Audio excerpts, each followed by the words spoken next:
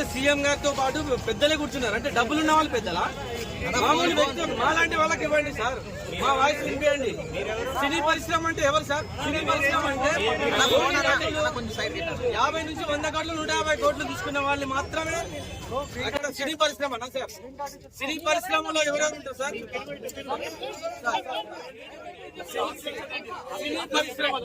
సినీ పరిశ్రమలో ఎవరు సార్?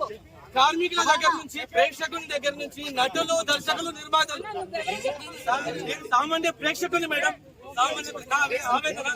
రేవంత్ రెడ్డి గారు సామాన్య ప్రేక్షకుని గురించి ప్రేక్షకునికి అందుబాటు ధరల్లో టికెట్ రేట్స్ లేవు సార్. ప్రేక్షకునికి అందుబాటు ధరల్లో టికెట్ రేట్స్ లేవు. సో సార్ మీరు పెంచాలనుకుంటే పెంచండి, పెద్ద బడ్జెట్ సినిమాలకు డబ్బులు ఖర్చు అయితే కాబట్టి పెంచుతారు, ఓకే. కానీ సార్ మాత్రం 60% మిడిల్ క్లాస్ పీపుల్ కి ఛాన్స్ ఇవ్వండి సార్.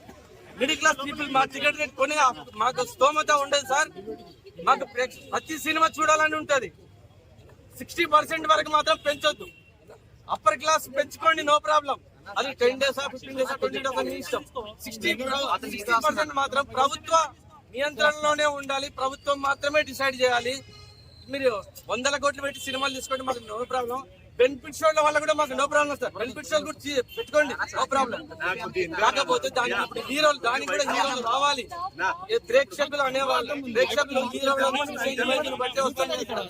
కానీ ప్రేక్షకులు తప్పు, సారీ హీరోలది మాత్రం తప్పు కాదు. హీరోలకు పర్మిషన్ తీసుకొని రండి, పోలీస్ పర్మిషన్ తీసుకొని రండి. మేము వాళ్ళని చూసి ఆనందపడతాం. ప్రేక్షకులు ఎన్ని పైసలు, ఎన్ని వేలు పెట్టి కానీ టికెట్ చూడడానికి వస్తాం కదా. నువ్వు వచ్చేది ఎందుకు? హీరో ఇమేజ్ స్టార్ హీరోలు కాబట్టి వాళ్ళ సినిమాలు చూస్తాం సార్ మేము.